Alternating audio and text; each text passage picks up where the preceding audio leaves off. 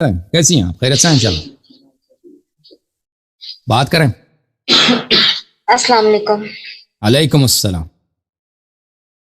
جی بھائی حکم کریں. کیسے ہیں آپ؟ اللہ تعالیٰ کا بڑا احسان ہے. Thank you. آپ خیریت سے ہیں؟ جی الحمدللہ. آپ سے دو تین باتیں مجھے پوچھنی تھی. میں جی اہل سنت سے سیدہ صوفیہ سرور جی بات کر رہی ہوں. جی سسٹر. مجھے دو چار باتیں آپ سے پوچھنی تھی. ایک تو مجھے یہ بتائیں کہ امی عائشہ پر آپ کا بہت اعتراض ہوتا ہے.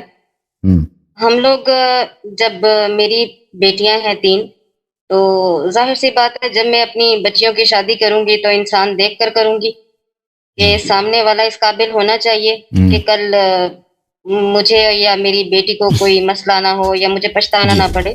جی تو مجھے یہ بتائیں کہ جن کی خاطر دنیا بنی نبی کریم صلی اللہ علیہ وسلم ہمارا ایمان ہے ان پر.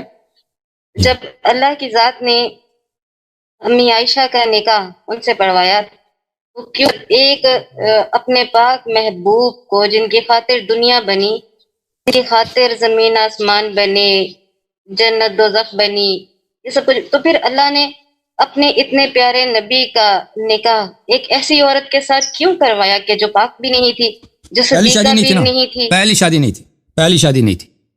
جو پہلی شادی ہوتی ہے انسان اولاد بنانے کے لیے گھرانہ بنانے کے لیے. ان کا گھرانہ کس کے ساتھ ہے؟ حضرت خدیجہ سلام اللہ علیہا کے ساتھ ہے. ٹھیک ہے نا. بچے کن سے؟ حضرت خدیجہ سلام اللہ علیہا سے. اولاد کن سے؟ نسل کس سے؟ حضرت خدیجہ سلام اللہ علیہا سے. ٹھیک ہے نا. تو اللہ تعالیٰ نے آپ سن لیں. آپ میرے ساتھ میں تو شامل ہے نا. آپ سن لینا میری بہن. آپ سن لینا کہ شادی کیوں پہلے بھی اس بات کو سن لیں. دیکھیں رسول صلی اللہ علیہ وسلم تو 15 بیویاں ہیں لیکن ان کی جو اصلی بیوی ہے فرسٹ وائف ہے جنس کے ساتھ ان کا گھرانہ بنا ہے جنس کے ساتھ انہوں نے زندگی گزاری ہے اور کسی اور کو شریک نہیں کیا اس میں. وہ صرف حضرت خدیجہ سلام اللہ علیہا. عائشہ وغیرہ کوئی بھی نہیں ہے. اور جن سے ان کی نسل پاک چلی ہے وہ حضرت خدیجہ سلام اللہ علیہا. اب ہجرت کے بعد رسول اللہ صلی اللہ علیہ وآلہ وسلم کے حالات ایسے تھے کہ رسول اور مسلمانوں کے حالات ایسے تھے کہ مسلمانوں میں بیوائیں بہت تھیں جن کی شادی نہیں ہوتی تھی. ان کو سپورٹ کی ضرورت تھی. اور رسول پاک صلی اللہ علیہ وسلم کے دشمن بہت تھے اور مختلف قبائل کے دشمن تھے. تو رسول اللہ صلی اللہ علیہ وسلم نے مختلف قبائل سے شادیاں کی ہیں. یہود سے بھی شادی کیا. ان کی ایک بیوی یہودی خاندان سے جناب صفیہ بنت حیی ابن اخطب اور ابو سفیان کی بیٹی سے. ابو سفیان اس وقت جو مشرکین مکہ کا سردار تھا. ام حبیبہ سے وہ ام حبیبہ جو ہے اس کی شادی تھی ایک صحابی سے. وہ حبشہ چلی گئی وہاں سے وہ مر گیا وہ آدمی. پھر وہ مدینہ آئی تو رسول پاک صلی اللہ علیہ وسلم نے اپنے دشمن کی بیٹی سے شادی کی. ٹھیک ہے نا. اس کی وجہ کیا ہے؟ اس کی وجہ یہ ہے کہ بہت تعداد میں عورتیں تھیں جن کی سرپرست نہیں تھی. اور اس کے علاوہ مختلف قبائل کو اسلام کی طرف ترغیب دینے کے لیے ان قبائل سے اگر وہ شادی کر لیتے تو پھر وہ رسول پاک صلی اللہ علیہ وسلم سے دشمنی کم کرتے. آپ نے جو سوال کیا ہے کہ دیکھیں اللہ تعالیٰ نے نبی صلی اللہ علیہ وسلم کو کی شادی کے لیے ایسا انتخاب کیا. بری عورت کا کیسے انتخاب کر سکتا ہے؟ ملاحظہ میں اس کا جواب دے دوں گا لیکن سب سے پہلے یہ سن لیں آپ کے اپنی کتابوں میں دیکھیں رسول پاک صلی اللہ علیہ وسلم کو نسجیر باللہ کافر زادہ مشرک زادہ آپ کے علماء کہتے ہیں. اس سے ان کو کوئی حرج نہیں ہوتا کہ نبی صلی اللہ علیہ وسلم کفار کے نسل سے مشرک کے نسل سے دنیا میں آئیں. میں ایک چھوٹی سی بات آپ سے کرنا چاہوں گی. اجازت مجھے میری بات نہ کاٹیں پلیز. میری بات نہ کاٹیں سسٹر. Thank you. اللہ آپ کو جزائے خیر دے. یہ صحیح مسلم ہے چاپ دار الفکر بیروت لبنان میں چھپی ہے. یہاں پہ صفحہ نمبر 127 میں رسول اللہ صلی اللہ علیہ وسلم سے روایت کرتے ہیں ان ابی و اباک فی النار کہ پیغمبر صلی اللہ علیہ وسلم نے کہا کہ میرے والد حضرت عبداللہ علیہ السلام تو جہنم میں جہنمی ہیں اور وہ ابھی جہنم میں. ان ابی فی النار میرے والد صاحب جہنم میں اور والدہ بھی ان کا اسی مسلم نے روایت کی والدہ بھی جو ہے ان کا جہنم میں. نستجیر باللہ. تو اب دیکھیں جب آپ نے اجماع میں آپ کو یہ کتاب دکھاؤں اس کا ابو حنیفہ صاحب اس اپنے کتاب میں کیا فرماتے ہیں نبی صلی اللہ علیہ وسلم کے والدین کے متعلق.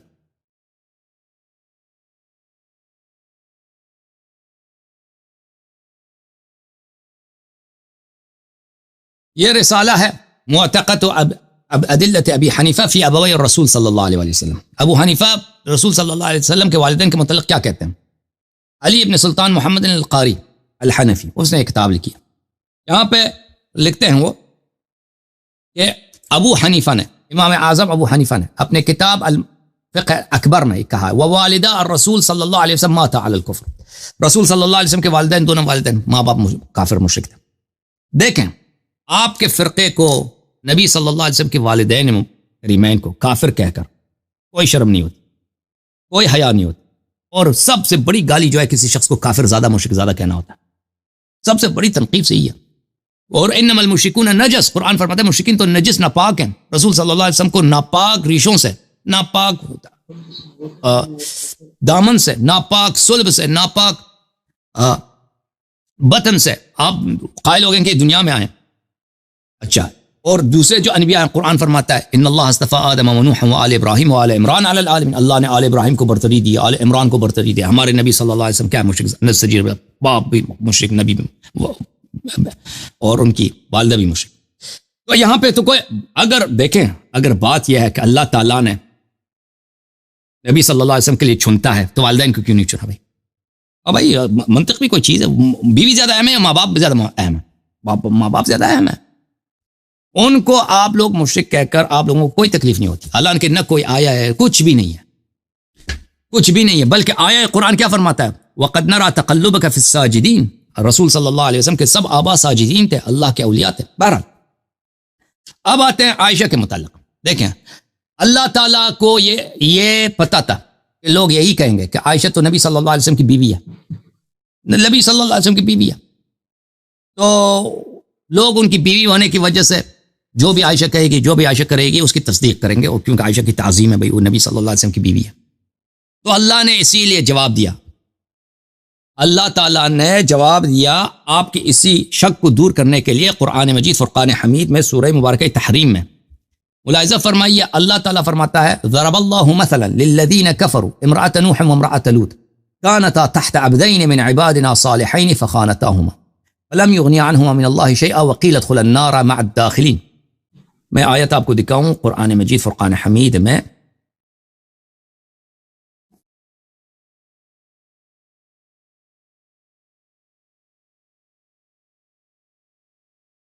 کہ اللہ تعالیٰ فرماتا ہے کہ میں نے دو مثال دیا اس کے لیے کافروں کے لیے، ایک حضرت نوح علیہ السلام کی بیوی اور ایک حضرت لوط علیہ السلام کی بیوی، کانتا تحت عبدین من عبادنا صالحین، یہ دونوں ہمارے دو صالح نبیوں کے عورتیں تھیں، بیویاں تھیں، فخانتاہما اپنے شوہروں سے انہوں نے غداری کی، فلم یغنی عنہما من اللہ شیئا، تو جو ان کا جو رشتہ تھا لوط کی بیوی کو لوط علیہ السلام کے ساتھ، نوح علیہ السلام کی بیوی نوح کے ساتھ، اس رشتے کا کوئی فائدہ نہیں ملا۔